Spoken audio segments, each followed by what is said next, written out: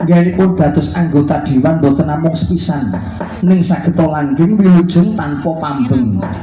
Cedak cakep di hati masyarakat mliginipun masyarakat pituruh lan kalimati sakiwa tengenipun. Amin amin Allahumma amin. Kerawitan apike kaya ngene aku tuwuh rasa pitakon lelatian iki ning endi coba. Mongko nek dipikir kuwi werna-werna nduk. Pensiunan kepala sekolah yono, iya. Pensiunan pengawas yono, sing dadi perangkat desa yono, pensiunan ketoprak terus belajar nabuh yono, sing dadi juragan yono, iya. Piye sepuh asli saka kene, sing ngasta saron, sapa? Mbah Marino coba. Mbah Marino. Piyaine wis umur 89 coba. Lah kok nyaron trampil ora jamak-jamak ora ketang ora dipatek. Dadi tangan tengen nyekel tabu, tangan kiwa ora mekak ora medhot ning nyekel tegesan. Sambil karo critane trampil banget hebat. Karo panjenengane Pak Karsono, weh jan. Lho Mas Unu iki ya hebat isih nom. Iya. Karo panjenengan Pak Samin saking kali gentuh ya kepareng berkahi ngasta demung. Wah, Mas Joko diapit pendemung Majolas kiwa tengen gedak-gedek gumun karo bingung. Iya. Le gumun piye sepo kok hebate kaya ngene. Le bingung Le nabu kok ora padha. ora apa-apa. Lah iki ngene lho, Nduk. Kaya ngene apike semangate. Muga-muga dadi penggaliane Pak Amir Mas Duki. Iya. Kabar sing tak pokok jare urung kagungan gamelan. Iki lho. Urung kagungan gamelan. Monggo ketoprake kene yono, jaran kipane yono, krawitane yono. Monggo Pak Amir. Kula pun nyangke gamelan 3 set teng griya kula. Makile sing kelas rega pinten monggo. Ning nek kersa sipate kagem nyambung seduluran. Dadi kula nyingguyung gatine warga masyarakat mriki, Pak Amir nguluri kula nyekolahke anak kula. Wah, malah tekan gone iki dadi bisnis. Ora apa. Wong cilik seniman ora ngenger karo anggota dewanku terus ngenger karo sapa coba. Ngono ya, Mak. Matur nuwun. Sadurunge Nduk, Kepiye? aku tak nderek nepungke luwih dhisik. Sinden siji mbaka sawiji. Nek pinggir gedebok wong ki adikku mengko kari dhewe. Iya. Sing aku gumun ki sinden sing kulon dhewe kae. Sinden kulon dhewe Iya. kaya Ibu Waljinah. Ibu Waljinah. Nek kudu Ibu Waljinah ning Ibu Waljinem. Piyayene nek cara manuk iku kaya manuk beruk. Iya. Nek muni nyekukruk ngono kae wah bareng nyekel ngastomi terus gones sonku pecah ngromo. Jebul serone ora jamak-jamak terus aku ngode, Mas, mixing den kula dhewe lerehno sithik mergo suarane kaya bledek. Iya. Nah, orang kok malah korban sound system aku. Wilujeng dalu, Mbak, Bu, ingkang kilen piyambak cobi asmanipun sinten nderek nepangaken. Nggih, wilujeng dalu Mbak Lindo. Nggih, wilujeng dalu. Asmanipun sinten nggih, Mbak? Nggih, menawi pun keparaken nderek nepaken nami kula Tutur Handayani. Sinten? Tutur. Oh, kula putur. Namane nek keseron jare mike ndak jeblos. Mik aja mik lho, nek mik niku nggon sampean. Nek mik niku nggonku. Lah nek mik niku mike sampean. Ngaten to. Mik karo mik niku beda. Nggih. Beda nggih.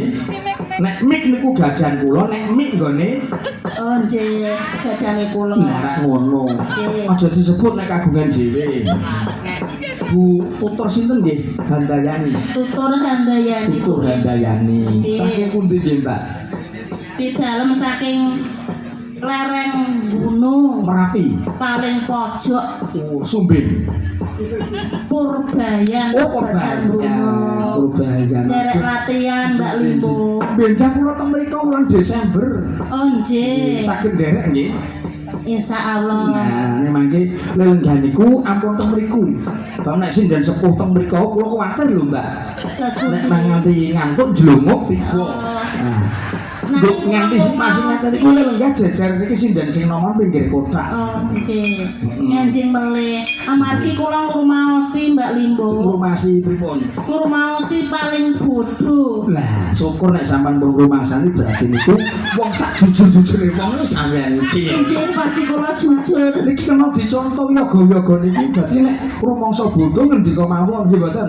Timbang rumangsa pinter tekan nggone malah mboten jegos. Niku berarti ibu niku piyai sing luhur lan piyai sing jujur.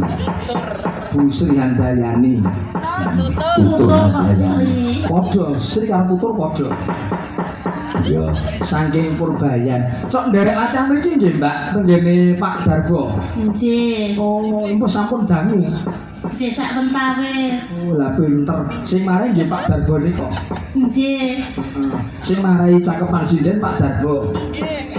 Nggih, Mbak Limbo. Cok diwarai ngeten mboten. Nggih. Mane. Nggih niku kula paling-paling diwarai nggih ngoten niku eman-eman. Nah ning kula keling. Terus pundi? Nek teng ajenge Pak Darbo nggih ampun nganggo cakepan mung semene. Niku ampun. Semene yo men semono yo ben ngeten. Oh, nggih. Mangke ndak mriko gerak penggali Mbah Darbo nggih. Dadi liyane cakepan iku aja nganggo mung semene. Kula sak pinten-pinten matur numbah nuwun. Wah, apik banget iki. Kula perlu golek sinden sing pira-pira gelem ngeten iki. Nggih, nuwun matur nuwun nggih. Giliran wetanipun. Nah niki rada mental sithik iki. Tak marke kawit mau bola-bali ming ngocang-ngoco ngilangi lho mawon. Sugeng dalu. Bu, sinten nggih? Sugeng dalu, Tak ditempel kene iki. Sugeng dalu Mbak Limbo. Nggih, kang asma sinten, Mbak? Kula Supia. Mbak Sopiah. Nggih. Supiah. Nggih. Supiah niku sok tegese saka tembung sok piyah. Sok niku daran sing enak. Nah, piyah niku duduh. Dadi daran sing enak ning duduh. Cocok mboten? Mbak menawi Lah, nggih. Asli saking pundi Bu Sopiah? asli kelahiran Wonosida. Wah, ajeng lenggahipun. Sakniki teng mriki. Lah nggih lenggahipun di alamatipun domisilipun teng pundi? Wonten Dukuhrejo Mbak. Dukurejo Bayan. Wah, sian ketemu wonge dhewe. Sesuk rejo yo ning Bayan kono, Nduk. iya, mbok kon tindak awan iki. Matur nuwun. Pun kagungan putra nggih. Sampun. Heeh. Garwanipun tesih Tasih. napa pun dipegat. Empun. Pas ampun pripun? Wong seni niku nggih Bu niku gedhe godane. Dadi nuwun sewu ampun nyawang yoga-yoga kalih penonton. Sampeyan nyawang yoga penonton sing dibayake garwane sampeyan mawon. Nggih. Jalan niku akeh banget janjipun nyekel mik munggah panggung saya niku penyanyi sinden niku adane kantor pengadilan kebak wong do pegatan. Di mboten usah nyawang mriko-mriko, tumakninah tumajuh tumanjem kalih garwa sampeyan mawon. Bu Sophia. Nggih, pangestune Nggih, mawon. pun mboten usah isi-isi. Nggih.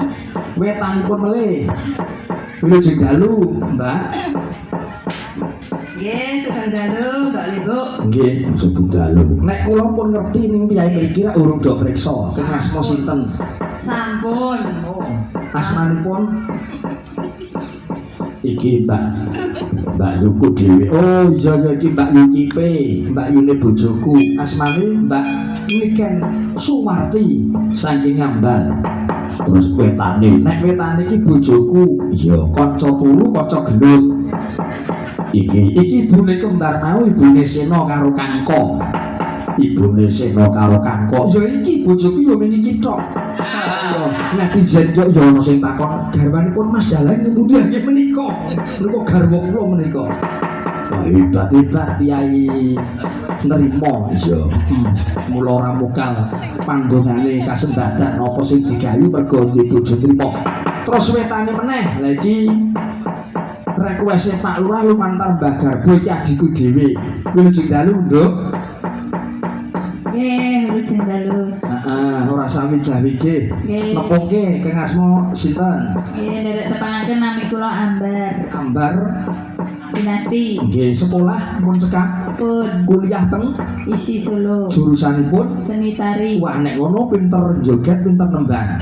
Kayane. Engko tak jajali. Iya. Ning mergo iki jurusan seni tari, Iya. upama kok nembang rada griya ya wajar wong jurusane seni joget kok nembang ra ngono. Ya. Mbak anu diambar Nggih. sing nimbal iki sing paring redana Pak Amir Mas